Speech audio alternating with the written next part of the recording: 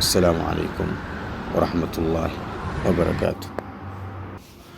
maanta waxaan ka hadlaynaa mowduuc الاستغفار.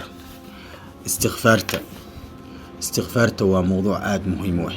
ilaahay subxaanahu wa tacaala qur-aankiisa wuxuu ku leeyahay faclam annahu laa ilaaha ila allah wastaghfir lidambik walilmu'miniina walmu'minaat. istigfaarta waxay leedahay aahaar ama raadad aad u wanaagsan, waxaana ka mid ah inay sabab u tahay kow barakada risqa. qofka markuu istigfaarta laazimo, ilaahay subxaanahu wa tacaala wuxuu u barakeeyaa risqiisa, oo wuxuu ilaahay subxaanahu wa tacaala siiyaa risq waasic oo xalaal ah. sidoo kale faa'iidooyinka istigfaarta waxaa ka mid ah in qofka istigfaarta laazima ilaahay subxaanahu wa tacaala uu tarankiisa badiyo, ilaahayna uu siiyo awlaad fara badan. ilaahay aayad quraan wuxuu ku leeyahay suuratu nuux, wayumdidkum biamwaalin wa baniin. wuxuu ilaahay subxaanahu wa tacaala idin siinaya oo idinkugu deeqayaa maal fara badan iyo wiilal.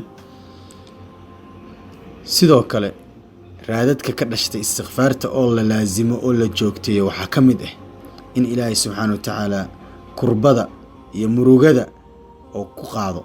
sidoo kale ciriiriga aad dareemaysa iyo arrimahaaga culayska kaa haysto oo dhanna ilaahay subxaanahu wa tacaala uu kuu fududeeyo. nabi maxamed sala allahu calayhi wasalam wuxuu leeyahay man lazima alistigfaar jacala allahu min kulli hammin faraja wa min kulli dayqin makhraja wa risquhu min xaysu laa yaxtasib. qofka laasimo ee joogtay istigfaarta, ilaahay wuxuu uga dhigayaa murugo walbo ilaahay wuu ka faydayaa, ciriiri walbana ilaahay wuu ka saarayaa.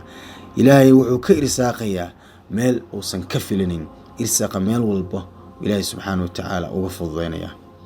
sidoo kale istigfaarta qofka laasimo ee joogteeya wuxuu helaa ama waxay sababtaa istigfaarta oo la joogteeyo in ilaahay subxaanahu wa tacaala dadka kaga dulqaada balaayooyinka iyo masaa'ibta iyo cudurrada iyo wax walbo oo qofka dhibo ku soo socday.